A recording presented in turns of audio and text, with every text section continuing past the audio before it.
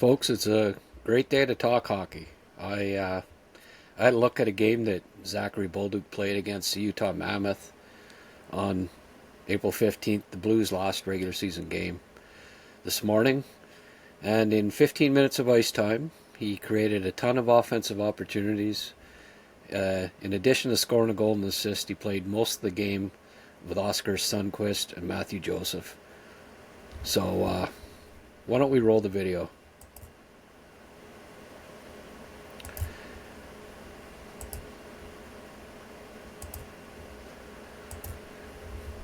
Now, what is noticeable right away are his speed and forechecking tenacity.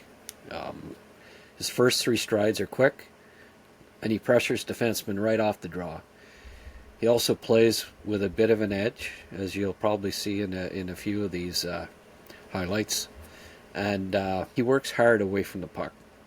His It's noticeable right away. Like he's got a good motor, quick, always moving his feet, competitive. So that's impressive, especially he's playing a third and fourth line role in St. Louis, and you want to provide energy in that kind of role, and he did that throughout this game. That there was an example of his passing. He didn't have great assist totals this year, but he made some really, really nice passes in this game, right on the tape. So it's not like he lacks passing ability. It's just when you're playing with, players like Sundqvist and Joseph, you're probably not gonna pile up a lot of assists. So I think you'll see a difference in his assist totals when he gets playing with better line mates, presumably as soon as next season in Montreal. It's pretty impressive, this game. I thought he was one of the better St. Louis players. He's played with a bit of an edge, worked hard away from the puck. He was effective on the power play in the bumper position for the most part, although he does move around a fair bit. You can see by these highlights that he pressures. He's pretty good in his defensive zone.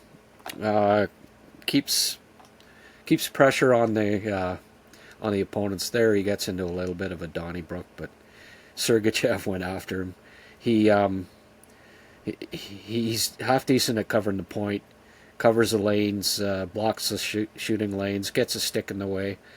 A lot of it has to do with his quickness, but here you see him on the first power play. Now, the last 10 games of the regular season, he played predominantly on the first unit.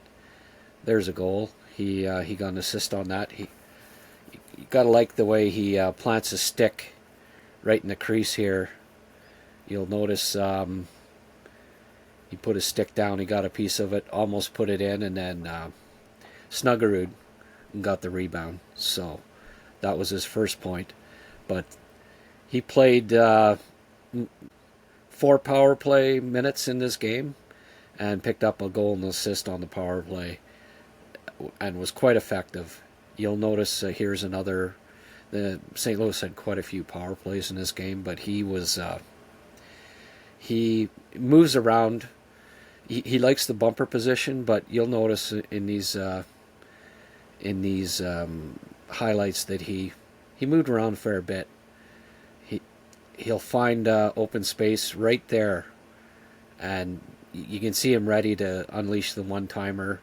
And when he does get it, there was Thomas trying to get it to him. He's got a really effective one, and we'll see it shortly there where he popped the goal on the power play. But there it is right there, I do believe. Yeah, see him move back into the scoring position, got the pass from Thomas, and snapped her.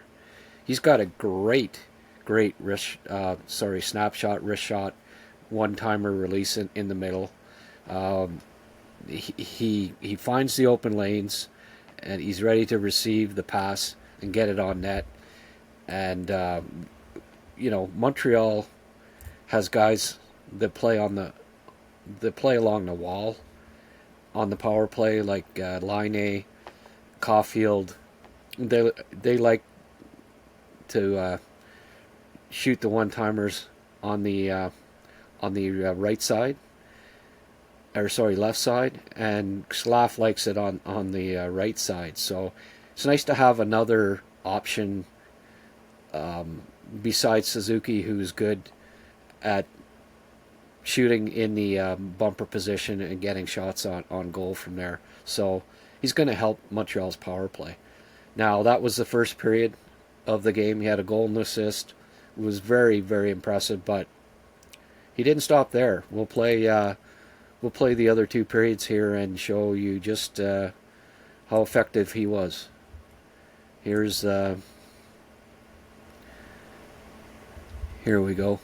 Look at this. He had right at the start of the second period. He had another great scoring opportunity. Almost scored there. He had probably. There's another one there. He likely had about 6 really good prime scoring opportunities in this game, and with a little luck, he might have had 2 or 3. So it was quite impressive. There was a nice pass. I think his passing is a bit underrated. He impressed me with his vision and his touch on his passes in this game. Here he is on the power play again. He gets in on the forecheck really quick. There's a nice move by him. His edges are pretty good, and his puck skills are decent as well. And they were on display in this game. There he is again. Gets into the slot, gets open, gets another good shot on net. He had a bunch of really good scoring opportunities in this game. Was dangerous throughout on the power play. He's really going to help Montreal's power play, whether it's on the first unit or the second. Here he drives to the net, and he was just a pain in the ass for Utah the entire game. And here he is here, getting the puck, chips it ahead. Here you notice his strength. He's pretty strong along there. The defenseman couldn't really deal with him. Sheltered the puck, got it, made a nice play. Another nice pass back to the defenseman. So there's vision there, and good puck protection skills as well. He did a little bit of everything in this game, and it was quite impressive for a kid really in his first full NHL season, and as young as he was. There's a lot of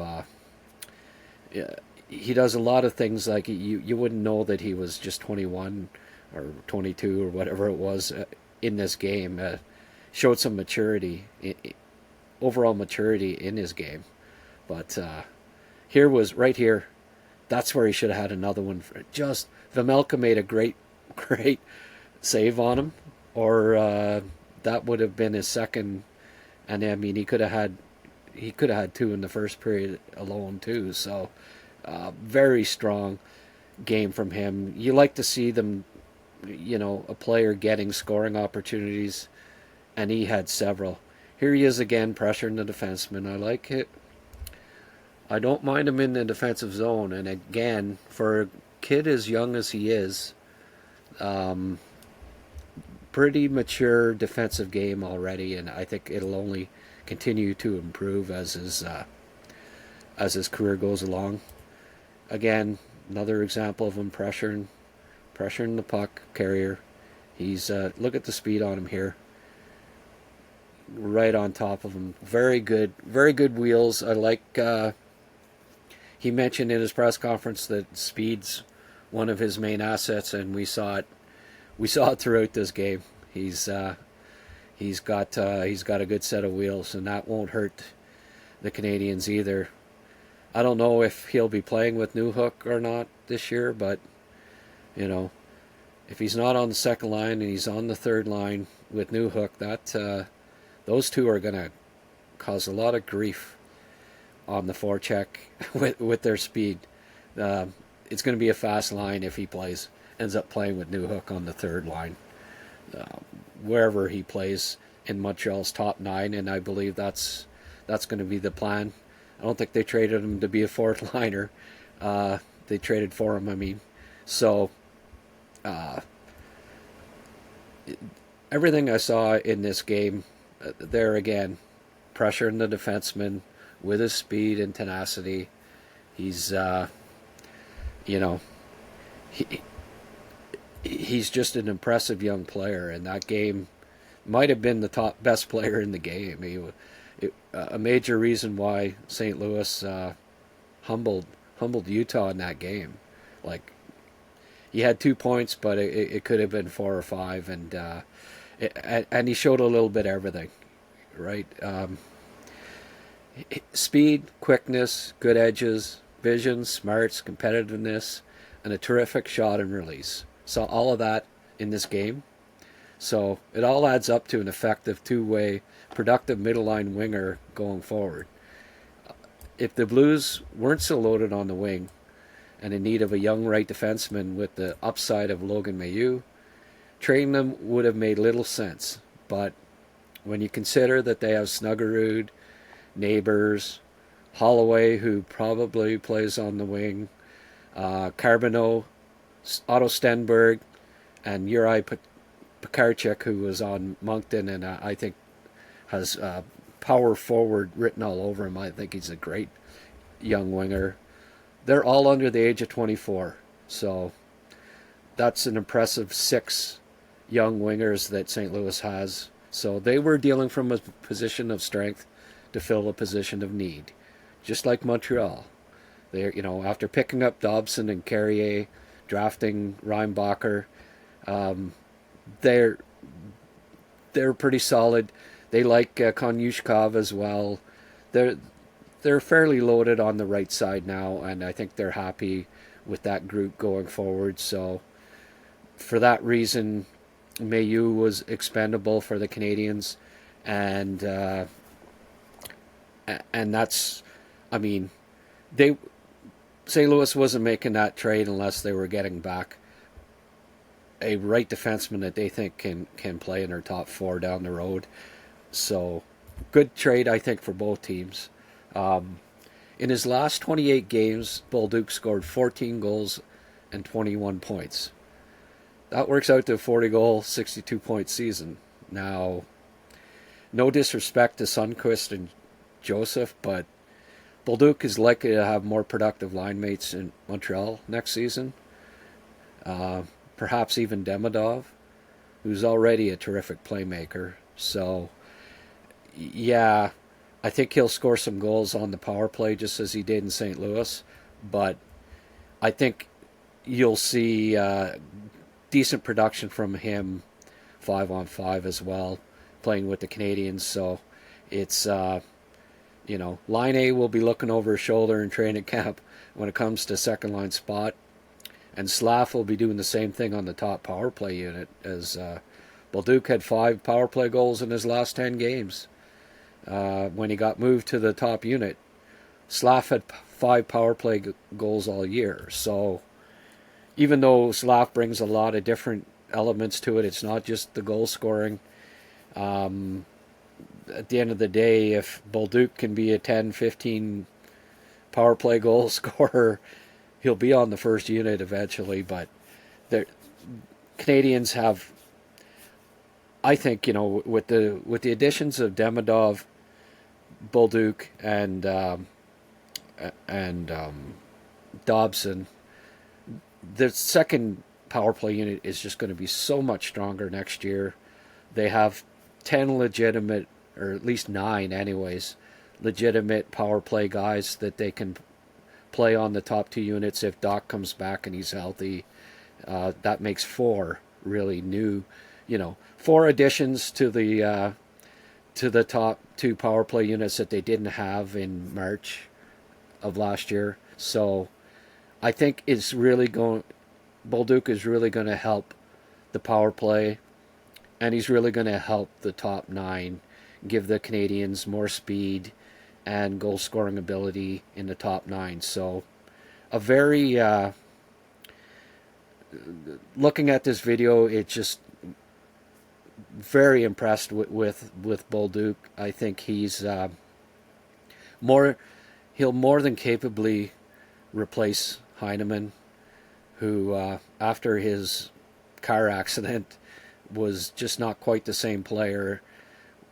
Certainly Bolduc, the last 28 games of the year, was better than Heineman was. So all in all, I think an upgrade on Heineman for next season and going forward. So really looking forward to seeing him in a Habs uniform. I think he'll be a fantastic addition.